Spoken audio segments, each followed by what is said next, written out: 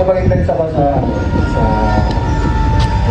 born again, ipangutaan ako about sa likod ko kami sa Nagagino, dapat palit-palit sa mga tao. So, isa rin mo kumusok mo dito ba? Ang dalang mga dili Katoliko, nasuko sila sa larawan. O gani, sa ilang nasuko, ilang ipangguba, ilang ipangmasilyo, ipangaso, ang larawan ni Cristo ni Mama Mary o mga Santos. O diyan sila nakasala. Naa sa Salmo, Kapitulo 74, 1-10. Ingon si Salmista David, mahal nga Diyos, ang imong templo kisulod sa mga kaaway, o gimartilyo, gimaso, o gipangguba ang imong mga balaan, mga larawan. O na nga, kinili ay mga pastor na tiguba o mga born again, kaaway na sila sa Diyos. Allergic na sila larawan. Yung pahit-pahit din ba mo na yung pang... Aba na, kapag tanya. Ang ilang maruganan sa larawan, parihan ni silang tanan, ilang ikapitan, aron lagang na ilang Katoliko, Exodus 20, uno nga to sa 6. Ayaw tamo pagbuhat o larawan ni sa kinsa o busa dito sa yuta. Nga pagkasimbahon ni Diyos, o ayaw ka mo pagsimbang mga larawan. Kaya ako ang Diyos o kabuguan. O sinutan ko katong nagbuhat ngayon nga to sa ika-pito kakaliwatan. O niya ang gigamit. Pag-ingon din nga, ayaw pagsimbang larawan, maingon din ang pastor nga, ang Katoliko ni simbang larawan, maulang nag-Diyos-Diyos, iyas-yawa, nagpagkasala, sinutan. Muna mamasangin na yun sila. Napangutan na, isabot ba nila mag-ayaw, pag-ayaw ang Exodus 20. Pag-ingon nila nga, ayaw pa mo pagsimba o larawan. Ang simbahan Katoliko, ni simba ba mga larawan? Wala. The Catechism of the Catholic Church, the official book of the Catholic Church. Nag-ingon dito. We Catholics did not worship idols nor the images. We only worship God in heaven, the Father, the Son, and the Holy Spirit. Ang simbang Katoliko ni deklarar nga kitang mga Katoliko, wala mo simba niya ng mga larawan. Ang atong isimba ang Diyos sa langit, ang Amahan, Anak, o Espiritu Santo. Nganong naamay larawan ng simbang Katoliko? Tungod kay ang Diyos ko nagsugo pagbuhat ng larawan. Sulod sa iyang templo. Asa mabasa? Exodus Kapitulo 25, 18-21. Ingon ng Diyos kang Moises, magbuhat kang larawan sa Jerubin, imutang sa altar.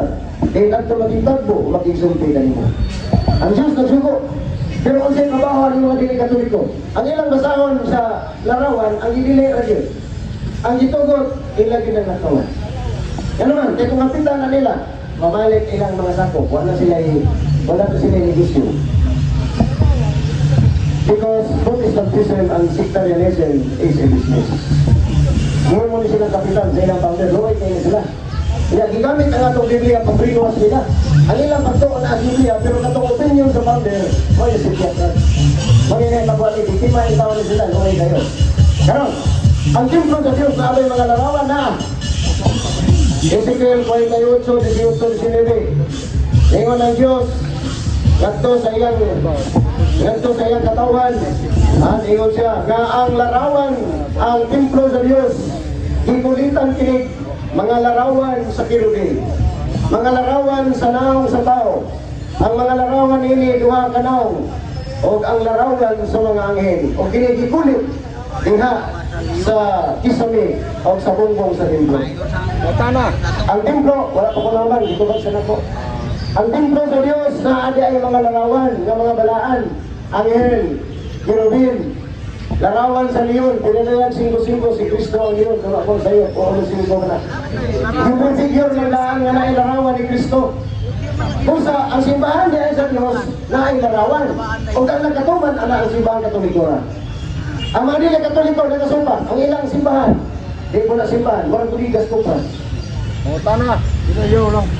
Wala mga larawan ang ilang simbahan. Ikatulo, allergic sila sa larawan ni Cristo, Mama Mary, o sa mga santos. Kondisyon, kung amoy mabasa to sa Biblia, nganingon si Cristo, ayaw ko buhating larawan, ayaw sa templo. Balhin mo. Ako basahon. Nganingon si Cristo nga, ayaw ko buhating larawan, ayaw ko taging larawan ang akong templo. Mabasa na to na ang Diyos nagsugo, nga ang iyang templo na ilarawan. Muna nga, kanang mga simbahan nga dili Katoliko, way makalarawan. Ha? Kunya magampo sila. Kinsa man larawan ay lang ginahuna magtiyong ang uban magampo magtiyong.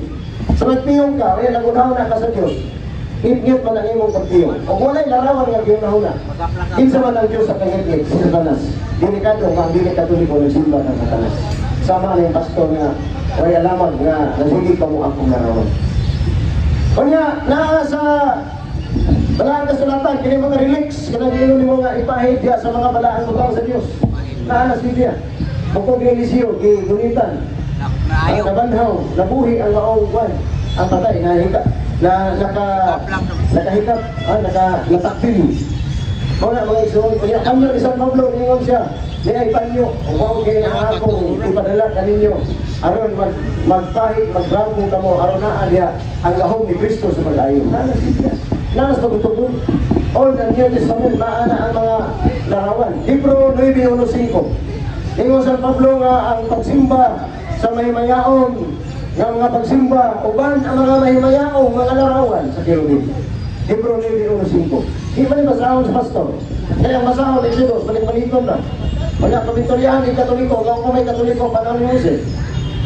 Bilang sila sa siya, kibrinuwas yung tao eh. Wala mga igsoon, ang tubag sa lingkod ng pangkana. Wala nga ka na mga Santo Niño, mga larawan na to, walang tagpuan, tungkol kayo. Ingon sa Pablo, bisa na lang sa panyo, na ang lahang sa Diyos. O kaya mga sakito na nga. Ito na lang so. Nakakailan sa mga tanak ito. Katong pagsimba na ko dito sa Alimber ng Kenya ko kasi magmamahal sa nasi dahil ka ng speaking in tongue. So, sakto ba na ako ano sila ka ng mga lover, mga yana na ano. So, sakto ba na lang. So, di pa na ako masaktan yung lang.